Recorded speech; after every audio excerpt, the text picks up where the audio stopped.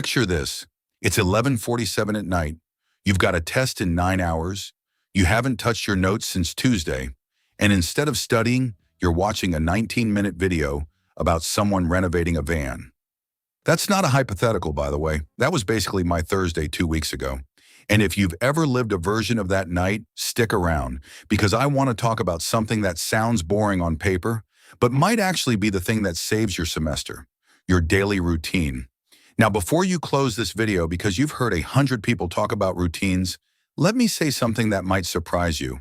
I don't think most routine advice works for students.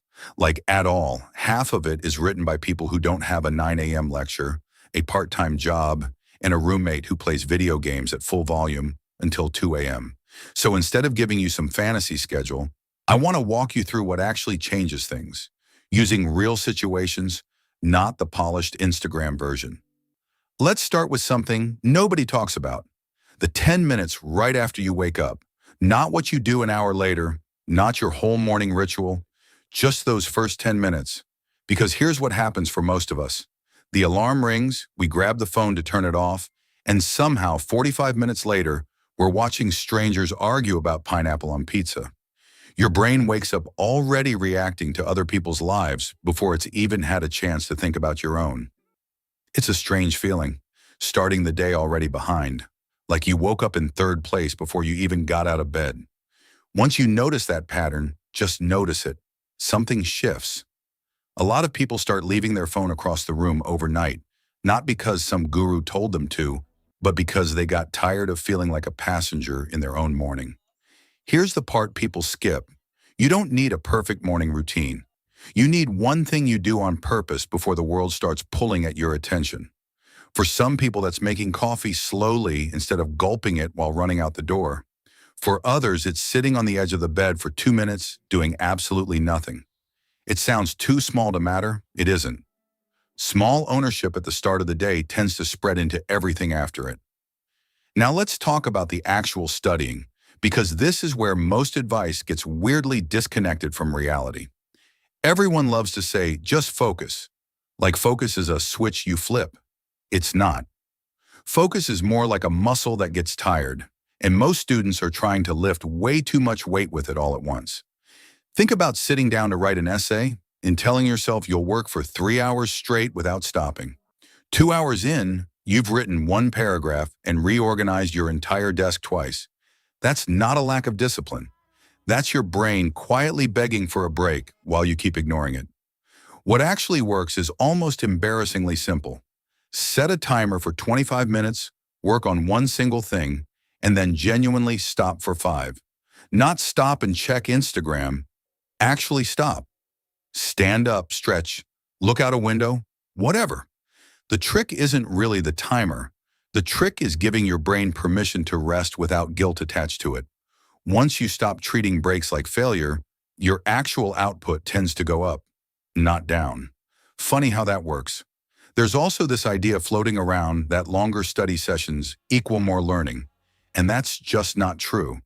Picture someone pulling a brutal 6-hour library session the night before an exam, coming out looking like they've aged 5 years, and still bombing the test anyway. Cramming for 6 hours straight is a bit like pouring water into a cup that's already full. It just spills right back out. What actually helps is studying in shorter, spaced-out sessions across the week instead of one massive dump the night before. Less dramatic, way more effective. Let's talk about food for a second, because this one gets ignored constantly. Students eat like it's an afterthought, and it makes sense why. Money's tight, time's tighter, and a granola bar feels like a reasonable stand-in for an actual meal. But your body doesn't care how busy your schedule looks. If you're running on caffeine and good intentions, your concentration is going to crash around hour 3, and you'll probably blame it on being lazy when really you just forgot to eat lunch. You don't need a meal plan designed by a nutritionist. You just need to stop treating food like an inconvenience. Movement matters too, and not in the go to the gym for an hour way people usually mean it. I'm talking about the walk between classes, or pacing around while you're on a phone call, or standing up and shaking out your arms after sitting too long. There's something almost funny about how often a good idea shows up while you're walking somewhere, instead of when you're staring directly at the problem. Your brain seems to like being in motion. Use that. And then there's sleep, which deserves an honest conversation instead of another, get 8 hours. Reminder, nobody actually listens to. Here's what tends to happen. On the nights you sacrifice sleep to cram, you walk into the exam the next day feeling foggy, like your thoughts are wrapped in cotton. The information is technically in your head somewhere. You just can't reach it clearly. Sleep isn't the reward you get after doing everything else right. It's actually part of the studying.